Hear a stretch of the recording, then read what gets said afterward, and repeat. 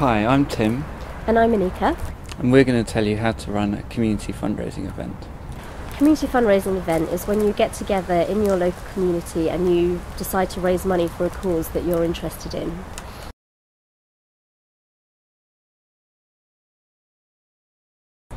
Okay, so planning's really important when you're running a community fundraising event. So you need to think about the who, what, where, when and why.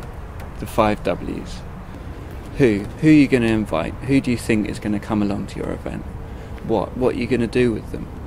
When are you going to hold the event? Try and avoid major sporting events and other major events. Where? You can use a community venue, you can use your own home, you can use a park or other public space. And why? Who do you want to run it for? Make sure you get in touch with the cause you're going to organise it for and let them know so that they can support you.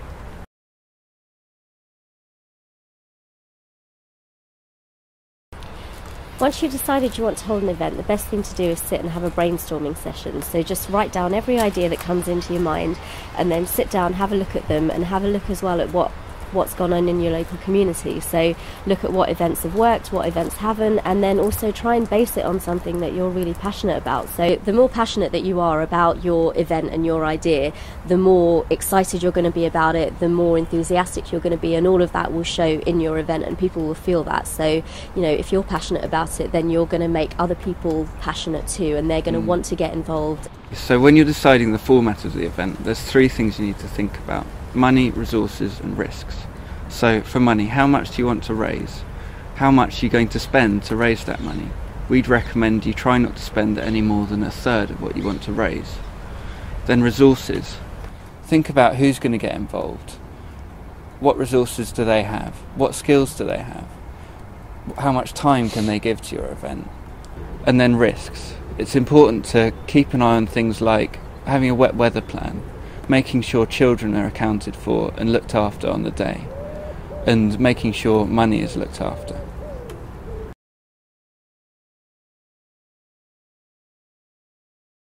Okay, so once you've decided that you want to hold the event, the first thing you should do is to create posters and leaflets.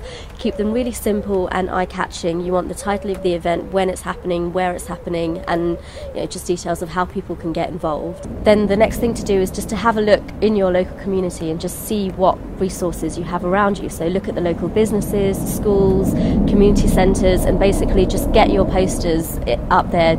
It just helps to create a real buzz about your event. The more people see it and the more places they see it in, the more likely people are going to start talking about it, and that's really what helps you. Another great way as well is to use the internet, so things like social networking sites, Facebook. Create the event, share it on your wall, get friends to do exactly the same. As I said, that all kind of helps to create a real buzz about your event and just get it out there.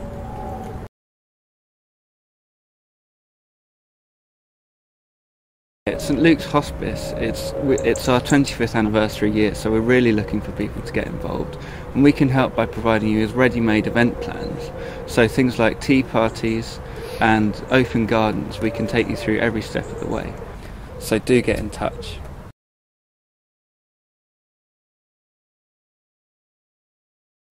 When you're collecting money for an organisation or a charity, just make sure that you're being as safe as you possibly can. So your safety is key priority. If you're under the age of 16, then make sure that you have an adult with you at all times. If you're raising money for a particular charity, you can contact them and they can provide you with things like collection tins, which are great because they're a safe way of collecting money. They're secure, they've got the organisation's name written on them, and so people are sure when they're giving you money what they're doing with it, and it's all sealed, and it's a great way to just keep that money safe.